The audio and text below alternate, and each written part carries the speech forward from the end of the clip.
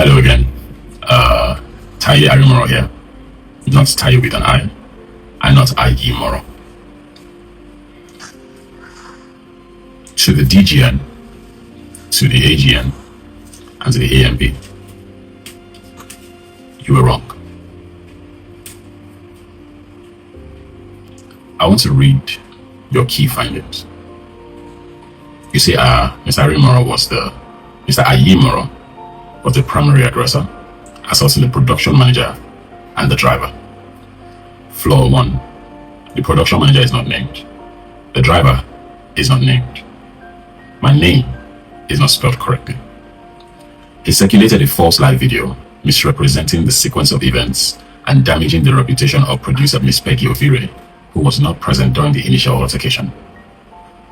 Flaw number 3. It's not possible to circulate a fake live video. In fact, it's not possible to edit an IG live video because you cannot save an IG live video. After broadcast, you can either discard it or you can share it. CCTV footages. How could I have edited or falsified a CCTV footage? Thankfully, Live Back 2 Estate is right there.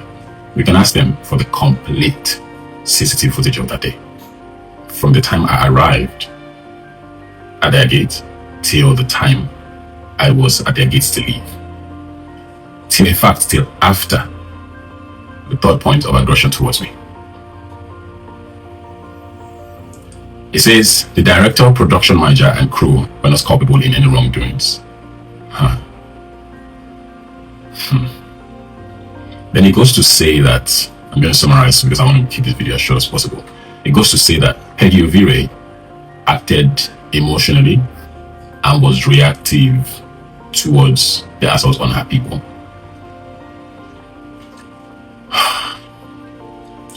Before I get there, I want to say that you made a statement from one side of the story.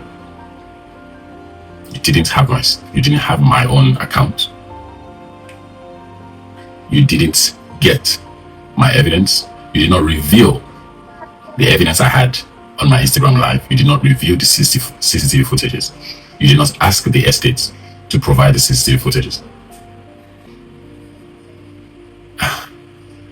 It's very baffling, with all due respect, that 3 guilds with 3 different precedents would make a statement, would make a stance on a matter that does not represent the entire picture.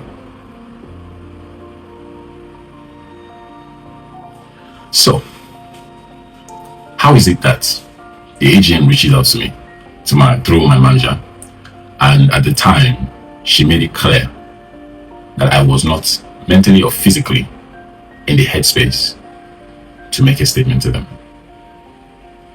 They kept insisting that I made a voice recording or whatnot, and my manager said, this guy is in the hospital. He has his jaw fractured. He was dealing with police matter. On top of all of this, I didn't have my car to move around. I still don't have my car. It's been almost 3 weeks now, and I still don't have my car to move around.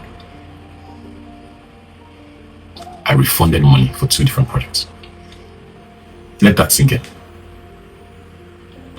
And the response from the AGN representative, I would not mention his name just yet, was threats.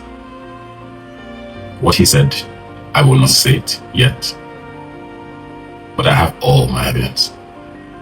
And mind you, everything I've said from my first video, actually from my live to my first video, the first part of this 3-part video, to what I'm saying now, is proof for everything. Now, I would also want the entire world, and maybe the leadership of the AGN, the DGN, and the AMB, who probably do not know how this investigation came about or what the details of the investigation were before the statement was released. You cannot tell me that you are looking to help me when, one, no one from the DGN, from the AGN or the AMP, from when the event happened up until now, called to check up on my welfare or my well-being. My second live video has me with blood all over my mouth. If you say that you are out to helping me, the first thing I would expect you to do is, how is Taye doing? How's his mom? How's everything going? Before we start talking about what happened.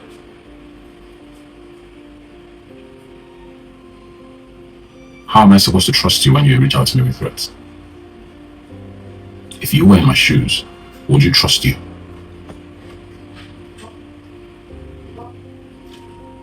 So this went on for a bit, and when I started to feel better and I could speak better and I could eat soft solids, I'm still eating soft solids anyway. The DGN reached out, and because their tone seemed a bit more reasonable, they still didn't ask, they didn't care about my welfare, but it's okay. But they seemed a little bit more reasonable. I decided I was going to honor their invitation to talk, because they call it a fact-finding mission, fact-finding committee, not a disciplinary committee. It was against my counsel, both my legal and my management. But I just thought, out of respect, I needed to let them hear my voice at least. And so we got on that call, and in that call, it was a Google Meet. In that call, I stated categorically that anything that concerned the criminal case, the details of this criminal case, were with the police and the courts. And so I would not be divulging into those information. Simply because, one, again, I do not trust the guilt. I'm not sure what they're going to use that information to do. I'm not sure whose side they're on. I'm not sure whose interest they're trying to protect. However, I gave them every single detail that concerned professionalism, professional conduct, my call times, contractual dates, my resumption times from the first project, which was filmed between the 27th and the 30th or 31st, 27th and 31st of October, and the second project, which was filmed between the 7th and the 11th of November. Those were the agreed dates. I told them the time I got on set. I told them the time that was agreed. I told them the time I told the PM and the continuity, the PM Lukobai and the continuity officer Ifoma, the time I told them I was going to leave, and the time I eventually stepped out of that house. I have a few questions. Did Peggy Ovire tell you that I saw her on my way out? She was sitting in the living room. I saw her. She saw me. She saw me see her. And I saw her see me. Lukobai had no idea that I was stepping out of that house because he had his back to me. But at the time I got to my car, Lukobai was running after me. To me, that seemed like Peggy Ovire plotted. So Lukobai is running after me, and a driver is readjusting the car until he eventually parked to block the street. This was before any craziness happened. 2, did she tell you that she instructed her driver, Joshua Madu, to block me in?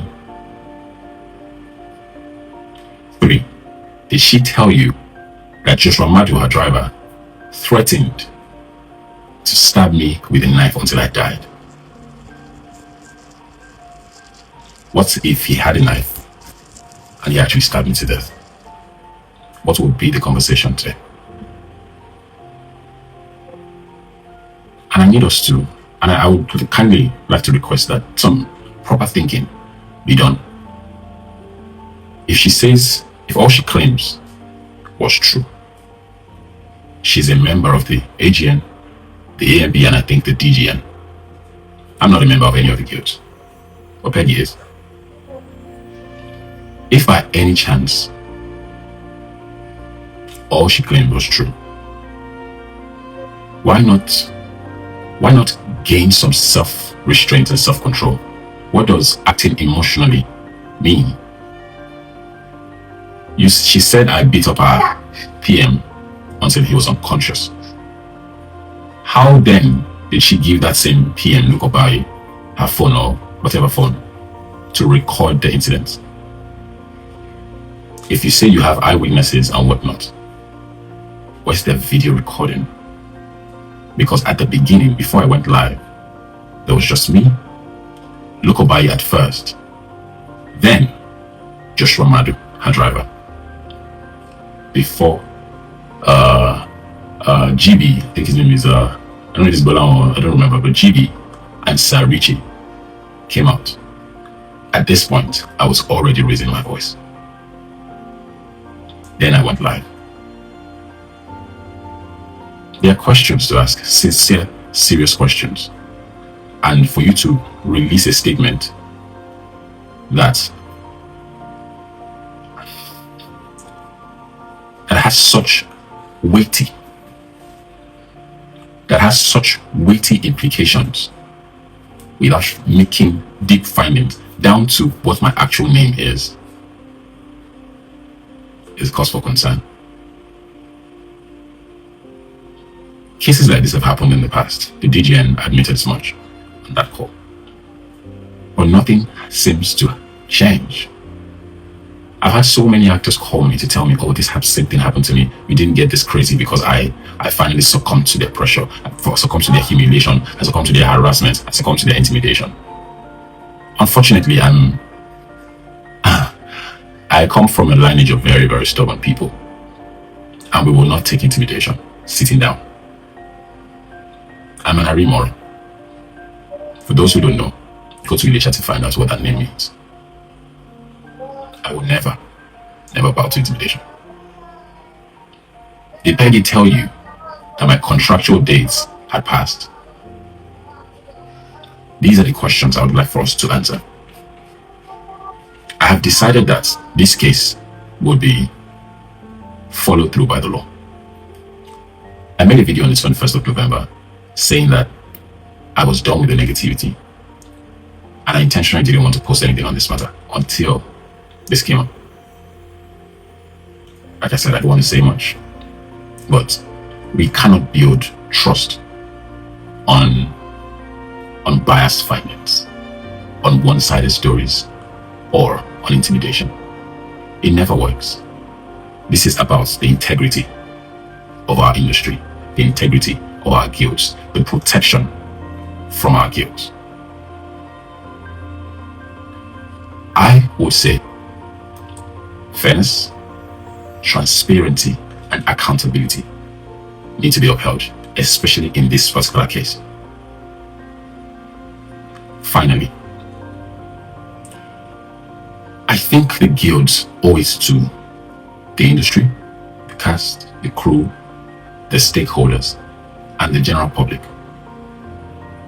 to uphold fairness, transparency, and accountability. Is to protect all of us.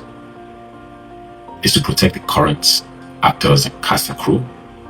Is to protect the upcoming cast and crew so that our industry can grow and so that it can move forward, so that we can all be involved and carried along with respect.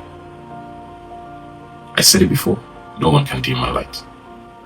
That was a clear declaration to everyone who listened to my voice, everyone who listens to my voice.